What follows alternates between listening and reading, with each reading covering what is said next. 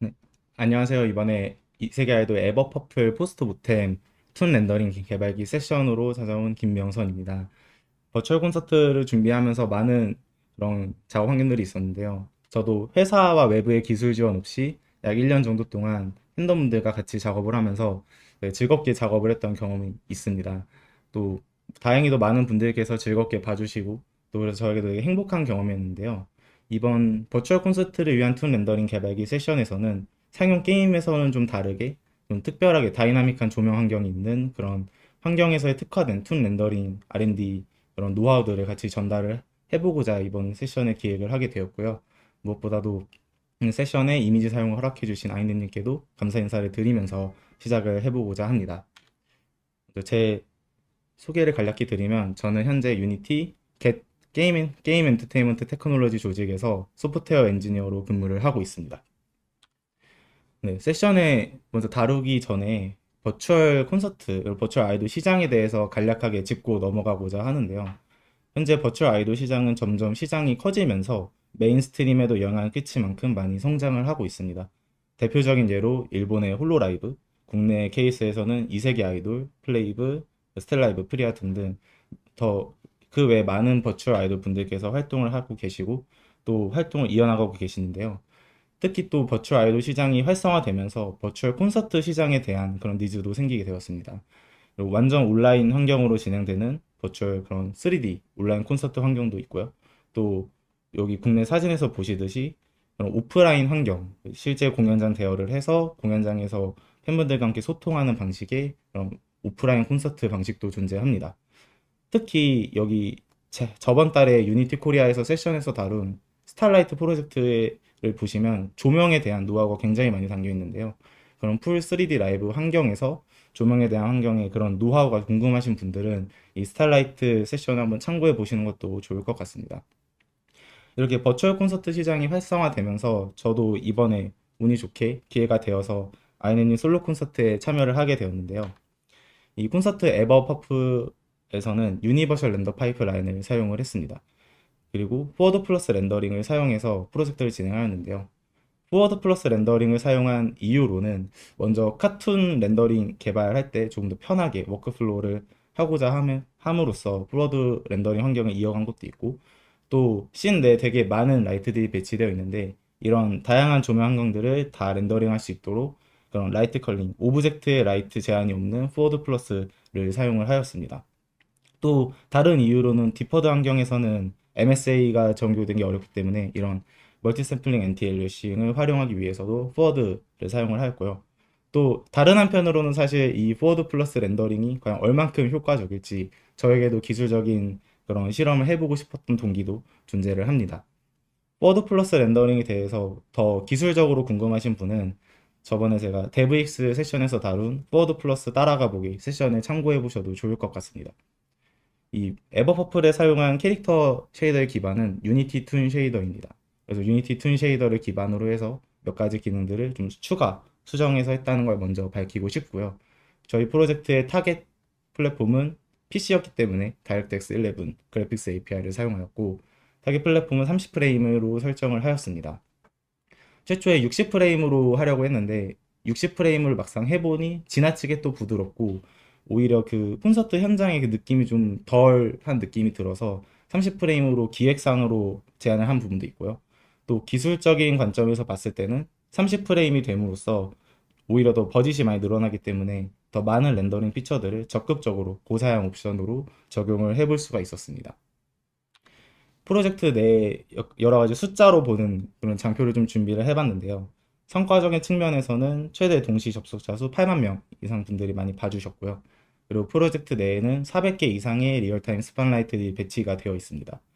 되게 다양한 조명기들이 배치가 되어 있고 또 실시간 라이브로 동작하는 것들은 약 1800개가 넘는 조명기들이 실제 콘솔과 연동돼서 동작을 하고 있습니다. 이렇게 다양한 라이팅이 들어가고 언제 어떻게 변할지 모르는 라이팅 환경을 대응하기 위해서는 조금 더 새로운 방식의 툰 렌더링 관점이 필요했는데요. 일반적으로 기존에 나와 있는 툰 렌더링의 대부분은 메인 디렉셔널 라이트 기준으로 색깔을 잡습니다. 그리고 전반적인 톤을 잡고 그 외에 스팟라이트나 포인트 라이트는 가산되는 형태로 가서 그런 디테일을 좀 추가하는 방식으로 되어 있는데요. 저희 콘서트는 기본적으로 밤의 환경이기 때문에 디렉션 라이트를 적게 써야 되는 것도 있었고, 또 주된 라이트가 스팟라이트였습니다. 이렇게 로컬 라이트로 라이팅을 했어야 됐고, 또 캐릭터의 위치가 또 계속 실시간으로 변하고 애니메이션도 들어가고 또 라이팅도 계속 변하고, 또 이렇게 계속 매 프레임마다 끊임없이 변하는 라이팅 환경을 대응하기 위해서는 좀 새로운 어프로치가 필요했는데, 그중 여러 가지 이런 쉐이더를 좀 써보다가 유니티 툰 쉐이더를 적용을 해봤습니다. 근데 또 유니티 툰 쉐이더의 장점으로라고 하면은 그 어디셔널 라이트들, 그런 스팟라이트나 그런 포인트 라이트 이런 것들에 대해서 기본적으로 이 BRDF를 지원을 하고 있고요. 또 실제로 볼루메트릭 포그 같은 거랑 같이 써봤을 때 오히려 더 현장감이 있는, 캐릭터가 지나치게 튀지 않고 좀 실제 그런 실사랑 섞은 것 같은 느낌을 줄 수 있었어서 이런 유니티 툰 쉐이더를 사용을 하였습니다. 유니티 툰 쉐이더에서 조금 특징을 짚어드리면 최대 그림자 컬러를 2개까지 사용 가능하고요. 그리고 리니얼 스텝 방식으로 동작을 하기 때문에 코드 단에서 이 그림자의 위치를 좀 디테일하게 설정할 수 있고, 또 부하도 좀 가벼운 장점이 있습니다. 근데 유니티 툰 쉐이더에서 조금 커스텀한 부분이 있다면 먼저 림 라이트랑 맥캡 부분인데요. 이 두 부분은 라이팅과 별개로 가산이 되는 부분이기 때문에 기본적으로 유니티 툰 쉐이더에서는 메인 라이트 기준으로 이 라이트의 컬러랑 강도를 적용을 하고 있었습니다. 하지만 저희 프로젝트에서는 메인 라이트를 사실상 거의 쓰지 않고 있기 때문에 이 스팟라이트 기준, 여러 가지 스팟라이트를 합쳐졌을 때도 이 림라이트랑 맥캡이 자연스럽게 보일 수 있도록 이런 추가적인 디테일을 좀 수정을 했었고요. 텍스트에는 다루지 못했지만 또 다른 걸로는 스페큘러나 림라이트의 경계가 지나치게 소프트하거나 또는 지나치게 하드하게 되는데, 이런 것들에도 리니얼 스텝을 적용해서 어느 정도 스무스니스 값을 반영을 하게 되었습니다. 그래서 의상 같은 걸 보시면 림라이트에도 경계가 지나치게 하드하게 딱 떨어지지 않고 약간의 스무스가 적용된 것을 보실 수가 있습니다. 제가 추가적으로 좀 렌더링 피처들을 한 건 크게 2가지 있는데요. 특히 첫 번째는 캐릭터 섀도우 맵입니다. 캐릭터 섀도우 맵은 캐릭터의 디테일한 그림자를 드리기 위해서 필요한 기능 중 하나인데요. 특히 저희 콘서트는 입체감이 중요했습니다. 그 그림자가 어떤 방향으로 지느냐도 되게 중요하지만 이 캐릭터가 라이팅을 받았을 때 실제 현장감을 주기 위해서는 기존의 카툰 렌더링에선 조금 부족했던 부분, 입체감을 넣어주는 게 필요했는데요. 일반적으로 툰 렌더링에서 기본 쉐이더에서 이런 그림자가 나오지 않는 이유는 그 섀도우 맵에 한계가 있습니다. 그 어디셔널 라이트든 메인 라이트든 결국 넓은 영역을 커버해야 되기 때문에 섀도우 맵 해상도에 대한 문제점도 있고요. 또 섀도우 맵의 그런 뎁스 정밀도, 플로 정밀도의 문제도 있어서 머리카락이나 이런 얼굴과 같이 간격이 되게 좁은 부분 같은 경우에는 그림자를 캐스팅을 할 수가 없습니다. 그래서 이런 부분을 해결하기 위해서 캐릭터 전용으로 좀 근거리 위주의 섀도우 맵을 하나를 더 사용을 하여서 해결을 했고요. 실제 사용 이미지 전후를 살펴보시면 머리카락에 대한 그림자라든지 아니면 귀걸이에 대한 그림자가 헤어에 잘 반영이 되는 것을 보실 수가 있고, 또 목에 그림자도 들고 그런 몸에도 머리카락 그림자라든지 의상에 대한 그림자가 지는 것을 확인을 하실 수 있습니다. 오른쪽 이미지, 전신 이미지만 보셔도 훨씬 더 캐릭터가 입체감이 살게 되는 것을 확인하실 수가 있습니다. 이렇게 캐릭터 디테일 그림자를 위해서 섀도우 맵을 활용을 하였는데요. 사실 첫 번째로 고민한 방식은 컨택트 섀도우 방식입니다. 컨택트 섀도우란 스크린 스페이스에서 덱스 텍스처 기반으로 해서 광원 방향으로 레이 마칭을 하여 섀도우가 있는지 아닌지를 판단하는 방식인데, 이것도 부하가 훨씬 적긴 하지만 스크린 스페이스에서 하던 로직이다 보니 이렇지 않은 아티팩트가 발생을 합니다. 예를 들어서 그림자가 들어야 될 부분에 그림자가 없다든지 아니면 있어야 될 부분에 뭐 생긴다든지 좀 의도치 않은 예상치 못한 아티팩트들이 발생하기 때문에 저희는 좀 PC이기도 하고 상대적으로 예산을 좀 많이 잡을 수 있었어서 부하가 크지만 사실적인 이점을 활용할 수 있는 캐릭터 섀도우 맵을 사용을 했습니다. 오른쪽에 보시는 이 섀도우 맵 이미지가 캐릭터를 근거리에서 따로 이렇게 섀도우 맵을 들어간 모습이고요. 덕분에 좀 전신을 커버해야 되기 했기 때문에 해상도를 좀 크게 한 4K 정도를 사용을 하고 정밀도 자체도 32비트를 사용한 것을 보실 수가 있습니다. 그리고 스크린 스페이스에서 하는 이런 대부분의 방식이 반투명한 오브젝트들은 뎁스에 반영이 되지 않기 때문에 이런 반투명한 오브젝트들의 대응을 위해서도 별도의 이런 섀도우 맵을 사용했다고 이렇게 생각을 했고요. 이 섀도우 맵을 그리는 드로우 비용 자체는 같은 이제 쉐이더 베리언츠를 사용해서 SRP 배처를 통해 세페스 콜을 한 개로 최소화하여 드로우를 했습니다. 그래서 실질적으로 드로우 비용은 그렇게 크지 않고 이후에 샘플링하는 비용이 좀 발생을 하게 되는데요. 그리고 또 추가적인 최적화를 위해서는 카메라와 거리에 따른 4단계의 캐스케이드를 적용했습니다. 일반적인 캐스케이드 섀도우맵과 비슷하게 하지만 저희는 싱글 카메라 기준으로 먼저 기능을 구현했기 때문에 카메라가 멀리면 멀리 있을수록 오히려 캐릭터를 더 작게 그림으로써 최종 마지막에 샘플링을 할 때 캐시트를 높여서 좀 더 부하를 최소화할 수 있는 장점이 있었습니다.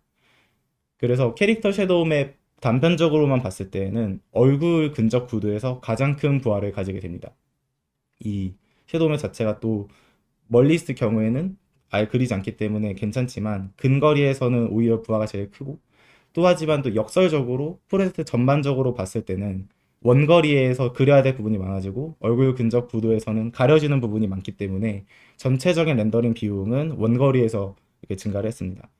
저희는 결국 캐릭터가 근접했을 때 더 많은 예산을 쓸 수 있었기 때문에 이런 방식을 채택했다고 봐주시면 좋을 것 같습니다. 그래서 코드를 보시면 샘플 어디셔널 캐릭터 앤 트랜스퍼런 섀도우 이런 함수가 있는데 중간부터 보시면 이 캐릭터 섀도우 컬드 부분이 있습니다. 이 부분이 캐릭터와 카메라가 충분히 거리가 먼지, 그래서 섀도우 맵을 굳이 그릴 필요가 없는지를 판단하는 부분이고요. 그 이후에 이걸 통과하게 된다면 라이트 방향으로 트랜스폼해서 캐릭터 섀도우 맵을 샘플링하는 방식을 적용을 했습니다. 하지만 저희 프로젝트에는 굉장히 많은 스팟라이트가 있습니다. 그게 400개가 있다고 말씀드렸는데요. 이 중에서 어떤 스팟라이트를 기준으로 캐릭터의 그림자 방향을 결정할 것인가가 또 메인 R&D 과제 중 하나였습니다. 저희는 또 메인 디렉셔널 라이트를 사용하지 않다 보니까 이 스팟라이트 기준으로 렌더링을 했어야 됐는데, 최초에는 최대 3개까지 이 스팟라이트들에 대해서 섀도우가 적용되도록 해봤습니다. 근데 오히려 이렇게 물리적으로는 그게 사실에 가까울 수는 있지만 좀 캐릭터 그림자 영역이 겹치게 되면서 일관성이 좀 사라지게 되더라고요. 카툰에서는 물리적인 게 항상 또 예쁜 건 아니기 때문에 일관성을 유지하기 위해서 메인 스팟라이트 하나만 적용될 수 있도록 하였고요. 덕분에 최적화 관점에서도 좀 좋은 결정이었습니다. 저희는 크게 씬 내 라이트의 종류들을 3가지로 분류를 했는데요.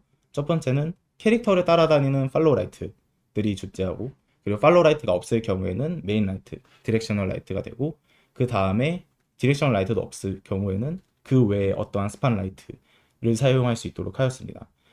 예를 들어서 매 프레임마다 캐릭터한테 팔로우 라이트가 2개, 3개 이렇게 더 많이 비춰질 수가 있는데, 그렇게 비춰질 경우에는 우선순위를 먼저 정렬을 하고, 그다음에 강도 같은 경우도 라이트마다 캐릭터에게 얼만큼 많이 주는지를 계산을 했습니다. 그렇게 씬내 라이트를 먼저 오른쪽 보시는 것처럼 3종류로 구분하고, 또 겹치는 라이트들에 한해서는 라이트 강도도 우선순위 정렬을 같이 해서 최종적으로 선별된 하나의 라이트를 그림자 강을 결정하는 그런 메인 라이트로 사용을 하였습니다. 이 메인 라이트 기준으로 섀도우 맵을 생성을 해왔고요. 그리고 최종 라이트가 아닌 다른 스팟 라이트들, 심지어 메인 라이트 포함해서 다른 어떤 라이트들은 섀도우 맵을 적용하지 않고 그냥 라이팅 연산이 진행될 수 있도록 처리를 하였습니다. 그래서 우측 하단에 보시는 이 어디셔널 캐릭터 섀도우 체크 로직 부분이 결국은 현재 그리는 스팟라이트가 진짜 원하는 스팟라이트인지 그 최종 라이트인지 아닌지를 판단할 수 있는 로직이고요. 이게 또 가능한 이유 중 하나가 포워드 플러스 렌더링에서는 현재 배치된 라이트들의 인덱스 값을 갖고 있기 때문에 그 라이트 인덱스를 비교할 수 있어서 이렇게 로직을 적용을 하였습니다. 그리고 또 추가적으로 좀 응용을 했던 부분이 렌즈 플레이어 방식인데요. 씬 내에 이런 팔로우 라이트들에는 다 렌즈 플레이어 컴포넌트들이 붙어져 있습니다. 근데 이 동시에 캐릭터가 배쳐졌을 때 렌즈 플레이어가 여러 개가 비춰지면 또 룩적으로 이상해질 수 있기 때문에 캐릭터한테 가장 영향을 많이 주는 이 최종 라이트에 한해서만 렌즈 플레이어를 활성화시켜서 이 라이트가 아닌 경우에는 렌즈 플레이어를 끄고, 그래도 화면에 당겼을 때 하나의 라이트 기준으로만 렌즈 플레이어가 렌더링이 될 수 있도록 처리를 해주었습니다. 어떻게 보면 가장 이 섀도우 맵의 핵심적인 부분이고 좀 많이 그런 좀 시행착오를 겪었던 부분이라서 좀 깊게 다뤄봤고요. 이 캐릭터 섀도우 맵은 그 섀도우 맵 알고리즘 특성상 동일한 문제점을 가지게 됩니다. 첫 번째는 이런 섀도우 그림자, 여드름 현상이라 그러죠. 에크니 현상, 그런 노이즈가 발생하게 되는데, 특히 저는 이런 걸 해결하기 위해서 머티리얼별로 별도로 이제 바이어스를 적용을 했습니다. 특히 첫 번째 예로 이제 헤어 부분이 있는데, 헤어 부분에서는 이 왼쪽에서 보시다시피 그림자가 좀 들긴 들지만 뭔가 좀 지저분하게 드는 것을 보실 수가 있는데요. 그래서 영역 자체는 물리적으로 오히려 오른쪽보단 가까울 수 있지만 이 기대했던 카툰의 그런 깔끔한 느낌이 나오지 않기 때문에 이런 것들을 보완할 수 있도록 추가적인 뎁스 바이오스 오프셋을 적용을 하였고요.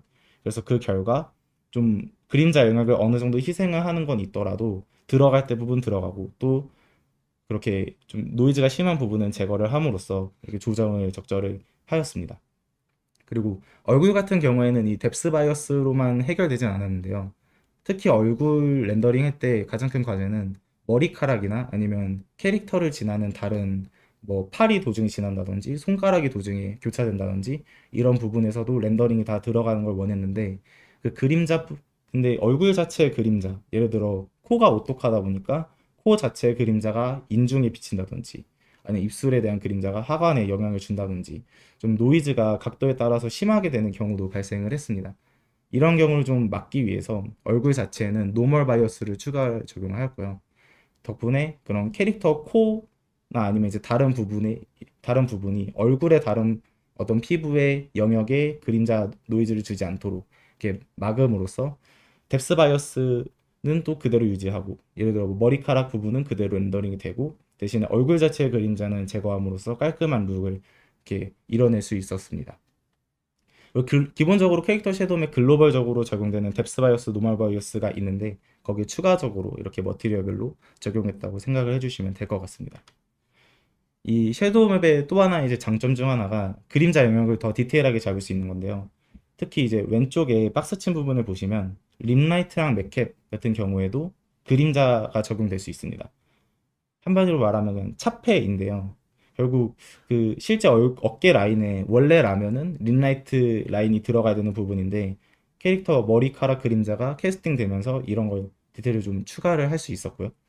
또 가장 오른쪽에 그런 빨간 상자 박스 친 부분을 보시면 이 기본적으로 이런 하프램버트를 통한 그 리니어 스텝 방식을 적용했을 때 그림자 영역이 계산이 되긴 하지만 좀 메쉬의 디테일에 따라서 액세서리라든지 그런 것들은 노멀이 또 달라지기 때문에 라이팅에서 이런 걸 다 막아줄 수는 없게 됩니다. 실제로 갈아줘야 될 부분이 이렇게 라이팅이 되는 영향이 있었는데 이런 것들을 섀도우 맵을 통해서 가려질 부분을 더 확실하게 가려지게 함으로써 이런 좀 디테일하게 안부 표현을 잡을 수 있었고요. 그리고 최종적으로 결정된 그림자 영역들에 대해서는 채도를 제거를 해서 역광을 표현하는 데 좀 사용을 했습니다. 이 역광 표현 자체는 트리거 방식으로 진행이 됩니다. 그래서 켰을 때는 채도가 그대로 들어가고 꺼져 있을 때는 채도를 완전 제거해서 그림자의 느낌을 훨씬 더 줄 수 있도록 강조될 수 있도록 이렇게 하였습니다. 그래서 채도 같은 경우는 그 예를 들어서 카메라가 뒤에서 찍을 때만 이게 활성화될 수 있도록 이렇게 트리거 방식을 응용했다고 생각해 주시면 될 것 같습니다. 하지만 씬 내에는 반투명한 물체들도 들어갑니다. 반투명한 물체들도 똑같이 그림자가 적용돼야 되기 때문에 이런 불투명 섀도우 맵과 같이 활용하여 캐릭터에 적용을 하였는데요.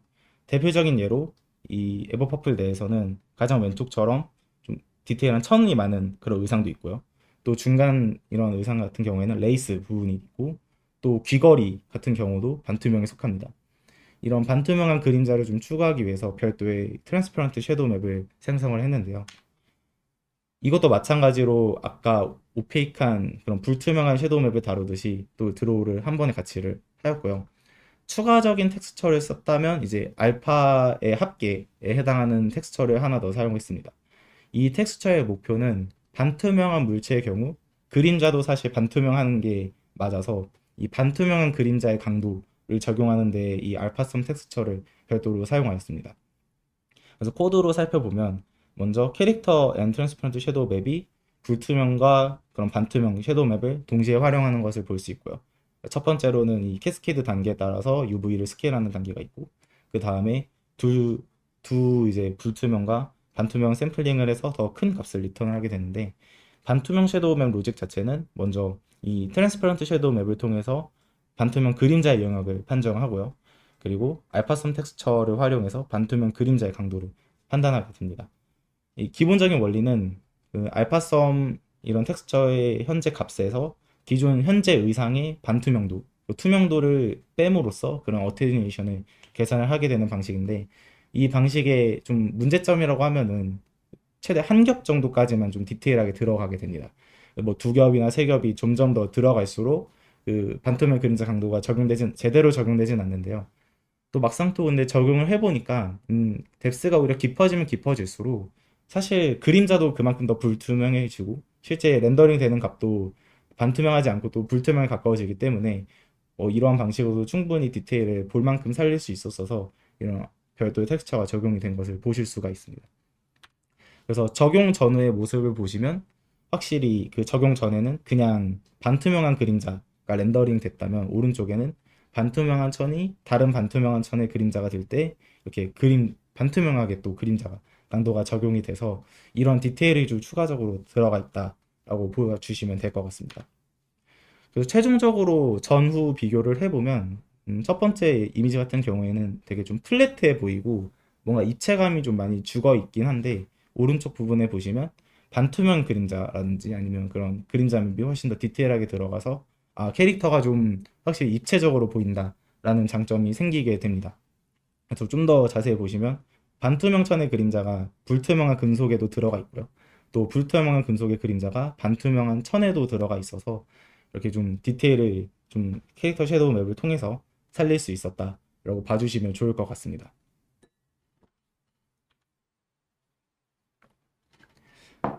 근데 두 번째로 추가한 렌더링 피처는 반투명입니다. 역시 그 씬내는 되게 반투명한 과제들이 되게 많았는데 특히 반투명한 의상들을 제대로 렌더링하기 위해서 좀 많은 시행착오를 거쳤는데요. 기본적으로 반투명 오브젝트들은 엔진에서 알파 소팅 방식으로 렌더링을 하게 됩니다.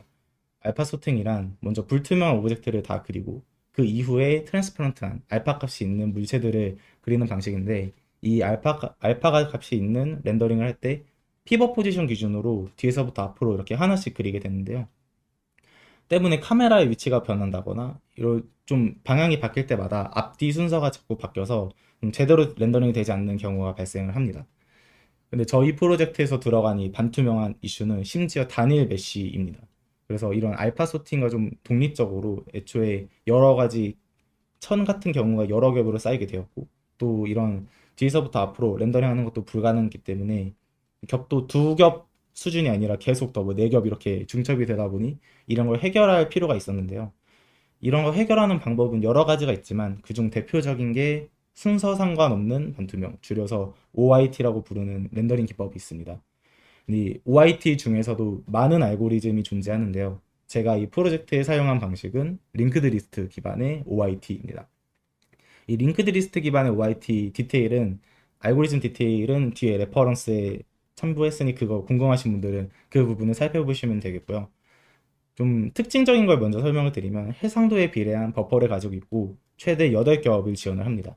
근데 이 8겹은 픽스된 건 아니고 그 원하시는 프로젝트마다 4겹만 하실 수도 있고 좀 최적화를 진행하실 수 있는 부분이고요.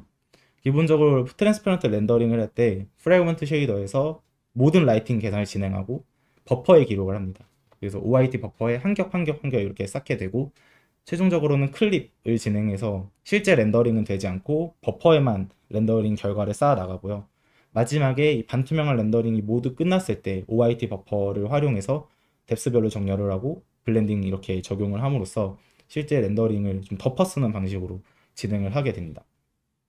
이 링크드 리스트 방식의 장점 이런 덕분에 복잡도가 높아도 세부적인 그런 반투명 표현이 가능했고요. 그리고 그림자 같은 경우도 자연스럽게 반투명의 디테일이 누적되다 보니까 그림자 또한 좀 더 자연스럽게 렌더링이 될 수 있었습니다. 그래서 왼쪽과 오른쪽 이런 전후 이미지들을 비교해 보시면 왼쪽에는 좀 순서가 뚫려서 의도치 않게 노이즈가 있거나 아니면 좀 깨져 보이는 이슈가 발생하는데 오른쪽 이런 이미지를 보시면 인간이 기대할 수 있는 그런 예상할 수 있는 그런 룩으로 렌더링이 제대로 되는 것을 확인하실 수가 있습니다. 근데 이 OIT 방식의 좀 문제점 중 하나가 뭐냐면 이런 반투명 오브젝트다 보니까 다른 렌더링 피처들과 호환성에서 좀 제대로 되지 않는 부분들이 있었는데요. 그중 첫 번째가 볼륨메트릭 라이팅입니다. 이 볼륨메트릭 라이팅의 알고리즘은 레이를 하나를 쏴서 이제 쭉쭉쭉 레이 마칭을 해 나가면서 스캐터링 연산을 적용하는 방식인데, 반투명 오브젝트는 카메라 텍스처에서 제외되기 때문에 이거를 반투명 의상을 뚫고 계속 조명 산란 효과가 적용이 되면서 지나치게 밝아지는 이슈가 생겼습니다. 이런 이렇게 의상의 컬러가 의도와 다르게 너무 화해지는 현상을 막기 위해서 별도의 그런 뎁스에서 반영할 필요가 있었고, 그걸 위해서 OIT 뎁스 텍스처를 하나 또 생성을 해서 카메라 뎁스 텍스처와 같이 혼합을 해서 적용을 했습니다. 그렇게, 그래서 전후 사진을 비교해 보시면 의도된 그런 의상의 컬러가 제대로 보여지는 것을 보실 수 있고, 또 조명 사랑 효과도 그대로 잘 적용이 돼서 원래 기대했던 룩을 유지할 수 있었고요. 이 방식의 단점이라고 한다면 알파가 낮은 경우, 그러니까 너무 지나치게 투명한 것들, 그런 투명한 오브젝트들은 오히려 뎁스에서 이 레이 마침을 막아버리니까 더 이상하게 보이게 됩니다. 그래서 하지만 저희 그런 프로젝트 내에 있는 대부분의 의상들 자체는 투명도가 그렇게 막 높지 않고 어느 정도 다 불투명도가 있었기 때문에 이 방식을 적용을 할 수 있었습니다. 그리고 두 번째 또 문제점은 스크린 스페이스 리플렉션과의 호환성입니다. 이 전후 사진을 보시면 특히 이전에는 뭔가 그 반투명한 의상에 대한 그런 반사가 화면 반사에서 제외되는 것을 보실 수가 있습니다. 이것도 막기 위해서 스크린 스페이스 리플렉션에서도 똑같이 뎁스 텍스처만 쓰기 때문에 반투명한 뎁스 텍스처를 또 응용할 필요가 있었고요. 그래서 아까 설명드린 그런 반투명 전용 뎁스 텍스처, OIT 뎁스 텍스처를 활용해서 이 카메라에서 이 반투명한 로직은 하이즈까지는 굳이 하지 않았고요. 그냥 리니어 레이 마칭을 해서 이 뎁스 텍스처 충돌을 판단하고, 그리고 판단이 되었을 때 이 컬러 값을 이렇게 반영을 함으로써 구현을 할 수 있었습니다. 이 링크드 리스트 OIT 방식의 특성상 OIT 버퍼에 저장을 한다고 말씀을 드렸는데, 다르게 말하면 이 버퍼에 있는 값을 단순하게 똑같이 한 번 더 연산을 하면은 컬러 텍스처만 또 이렇게 추출을 해낼 수가 있습니다. 그래서 이 추가적인 불투명한 이런 반사에 더해서 반투명한 데이터 값을 이렇게 적용할 수 있도록 할 수 있었고요. 또 물리적으로 이게 또 엄청 올바르진 않지만 그래도 전후 비교했을 때 충분히 디테일에서 차이가 나서 이 정도면은 괜찮겠다 라는 이런 생각이 들어서 이 방식을 그대로 활용을 하였습니다. 근데 OIT 방식에도 좀 유의점이 있는데요. 이 특히 트랜스퍼런트가 모두 그려진 다음, 반투명한 오브젝트가 전부 그려진 다음에 이 한 번 더 덮어 쓰는 방식으로 들어가는 거기 때문에 반투명 오브젝트를 뚫고 나오는 이슈가 있습니다. 특히 이 오른쪽에 보시는 사진은 이 의상 자체를 뒤에 반투명한 유리에서 이렇게 찍은 모습인데요. 유리가 이렇게 가려지지 않고 오히려 좀 유리를 뚫고 이 레이스 부분, 반투명한 부분만 이렇게 나오는 이슈가 있었는데, 이런 걸 해결하기 위해서 또 별도의 유리에도 OIT 로직을 같이 적용을 해서 오른쪽 보시는 것처럼 좀 의도된 그 레이스가 잘 가려진 이렇게 원래 기대했던 렌더링 결과로 나올 수 있도록 하였습니다. 이렇게 씬 내에는 또 다양한 반투명 오브젝트들이 존재하는데, 그런 반투명한 오브젝트들에도 대부분 이런 OIT 로직이 같이 적용되었다고 생각하시면 되겠고요. 그리고 추가적인 유의점으로는 또 파티클 오브젝트가 있습니다. 이 파티클 오브젝트의 경우도 렌더링을 결국 뚫고 나오게 됨으로써 좀 이상하게 보일 수 있는데, 이런 거는 기획적으로 잘 해결을 해서 렌더링 때 크게 이슈 없이 잘 이렇게 해결을 할 수 있었습니다. 그래서 디테일한 알고리즘에 관련된 내용은 대부분 여기까지고요. 추가적으로 이제 조금 더 간략한 다른 디테일을 좀 설명드리면, 얼굴 같은 경우에는 최대한 깔끔하게 보이게 하는 것이 저희 큰 목적이었습니다. 그리고 특히 얼굴 근접 구도도 많았고, 또 얼굴을 또 담는 게 굉장히 중요했기 때문에 이런 얼굴 같은 경우에는 머티리얼도 한 4개 정도로 분리해서 진행을 하는데요. 첫 번째 피부 같은 경우에는 텍스처 기반 그림자를 사용을 했고, 그 다음에 섀도우 맵 데이터가 녹여낼 수 있도록 이렇게 로직을 적용을 하였고요. 안구 같은 경우에는 오히려 이런 머리카락 그림자라든지 이런 것들이 들었을 때 물리적으로는 오를 수 있지만 또 카툰에서는 깔끔하게 예쁘진 않아서 텍스처 기반 그림자만 적용이 될 수 있도록 이렇게 우회를 하였습니다. 그리고 가수분이 이제 노래를 부르실 때 얼굴 내부에 대해서도 이렇게 렌더링이 될 필요가 있었기 때문에 이런 부분은 완전 그림자를 제거를 해서 좀 최대한 깔끔한 로직을 달성할 수 있도록 그렇게 하였습니다. 텍스처 기반 그림자에 대해서 좀 생소하신 분들이 있어서 간단하게만 짚고 넘어가면, 우측 상단에 보이는 이런 별도의 페이스 마스크 텍스처를 활용하신다고 보시면 됩니다. 그래서 현재 그 캐릭터 얼굴이 보고 있는 앞을 보고 있는 그 포워드 벡터와 그리고 광원 방향 이제 라이트 벡터의 내적 값이 이 페이스 마스크 샘플링한 값보다 크냐 작냐에 따라서 그림자 영역인지 아닌지를 판단하는 방식인데 이런 디테일한 로직은 그 검색하실 때 페이스 SDF 텍스처로 검색을 하시면 많이 이렇게 레퍼런스가 나와 있는 걸 보실 수가 있습니다. 그래서 그거를 참고하시면 좋을 것 같고요. 또 눈 같은 경우에는 섀도우맨 로직에서 완전 제외를 했습니다. 그 이유 중 하나가 눈은 그림자가 되면 오히려 또 이상한 부분도 있고 또 굳이 이 섀도우맨 반영될 필요도 없기 때문에 좀 최적화를 위해서 별도의 쉐이더로 분리를 했고요.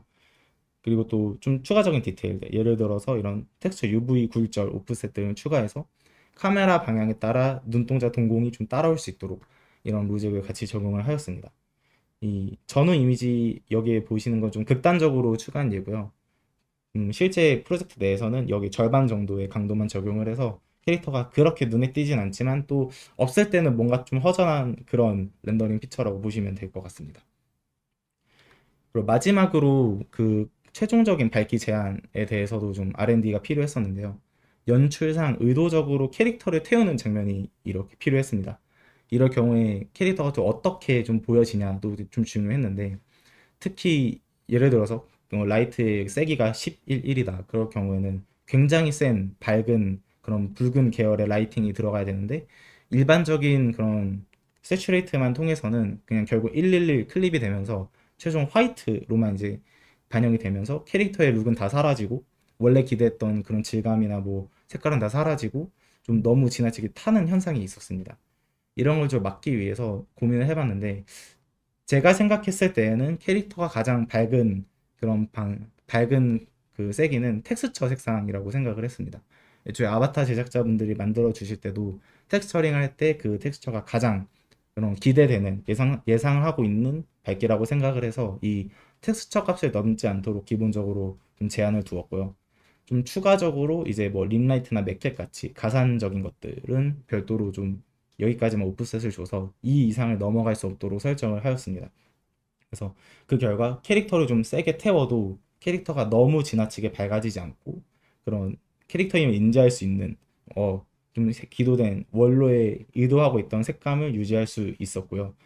또 나중에 포스트 프로세싱 같은 또 아니면 또 블루매팅 라이팅 같은 걸 좀 이런 걸 좀 적용되면서 그런 엄청나게 밝은, 예를 들어 엄청나게 밝은 붉은 계열의 라이팅의 경우 이런 여러 가지 렌더링 효과를 타면서 캐릭터한테도 자연스럽게 좀 묻게 되면서 현재 캐릭터가 적용받고 있는 그런 라이트의 밝기가 흰색이 아닌 그냥 붉은 계열의 라이팅이구나 라는 걸 좀 인지할 수 있게끔 그렇게 유도를 하였습니다. 밝기 제한을 걸게 됨으로써 좀 저희 기획상에서는 좀 많은 장면들에서 캐릭터가 타는 부분들이 있는데 라이트가 겹치는 부분들이 존재하는데 이때도 크게 이슈 없이 잘 렌더링이 되는 것을 확인할 수 있었습니다. 하지만 여전히 이 좀 많은 개선할 점들이 많습니다. 예를 들어서 여러 캐릭터에 대한 지원 및 최적화 좀 필요하고요. 이 캐릭터 섀도우 맵 방식 같은 경우에는 캐릭터 하나 기준으로 먼저 개발을 했기 때문에 확장성에 아직 지원을 하지 않지만 이론적으로 또 확장은 가능하지만 또 그렇게 했을 때 어떤 바운딩 볼륨을 설정할 것인가 그냥 어떻게 이런 텍스처 샘플링을 최소화할 것인가 라는 디테일적인 그런 개선점들이 존재하고 또 요청사항 중 하나가 그림자 경계 부분에 대해서 그런 피부 같은 경우는 채도가 넣었으면 좋겠다 표면 및 산란 효과가 있었으면 좋겠다 하셨는데 그런 것들을 지금은 반영이 되지 않았습니다. 근데 이런 부분에 대해서도 뭐 램프 텍스처 방식을 좀 같이 응용을 해서 넣었으면 어땠을까라는 좀 생각도 들고요. 또 멀티 카메라에서의 그런 리소스 재활용들 그리고 앞서 살펴보셨듯이 렌더 텍스처가 굉장히 많죠. 그래서 이런 것들을 최대한 좀 재활용할 수 있는 것들 좀 연구해 볼 필요가 있을 것 같고 또 텍스처 샘플링 관련 최적화도 다른 것들도 좀 있을 필요가 있습니다. 그 외에 라이팅 디테일도 있고 또 여러 가지 좀 개선할 점들이 많은데요. 개인적으로 제가 좀 가장 아쉬운 부분은 환경 관련 렌더링 피처의 부재입니다. 특히 이 다이나믹 GI가 없어서 좀 아쉬웠는데요. 저희 프로젝트 내에서는 다이나믹 GI로 있는 게 사실 리플렉션 프로브가 전부입니다. 그래서 제한된 범위에 그런 제한된 옵션으로 사용했다 보니까 좀 디테일한 이 GI를 반영할 수 없어서 좀 아쉬웠는데 이런 것들이 나중에 뭐 복사 방식의 GI라든지 아니면 뭐 어댑티브 프로그램 같은 것들이 들어갔을 때 과연 어떻게 변할지 좀 그런 것도 좀 궁금하기도 합니다. 그래서 아마도 다이나믹 GI가 들어가면 더 예쁜 룩이 있었지 않았을까 그런 생각이 듭니다. 준비한 내용은 사실 여기까지고요. 제가 좀 디테일하게 그렇게 많이 다루진 못해서 스킵된 부분들이 많습니다. 좀 추상적으로 내용이 보였던 분들은 여기 레퍼런스를 참고해 드리니 이 자료들을 보시고 좀 궁금한 분들은 따로 공부를 해주시면 좋을 것 같고요. 특히 이런 유나이티 서울 자료들을 보시면 좀, 유니티에서 스타일라이즈들을 어떻게 렌더링 하는지, 그리고 다양한 노하우가 적용되어 있으니 이런 것들도 꼭 참고해 보시면 좋을 것 같습니다. 네, 제가 또 그렇게 많은 렌더링 피처를 다루지는 못했지만 그래도 제가 이렇게 고민했던 것들이 다른 분들에게는 좀 R&D 하실 때 도움이 되셨으면 좋겠고요. 네, 지금까지 봐주셔서 감사합니다.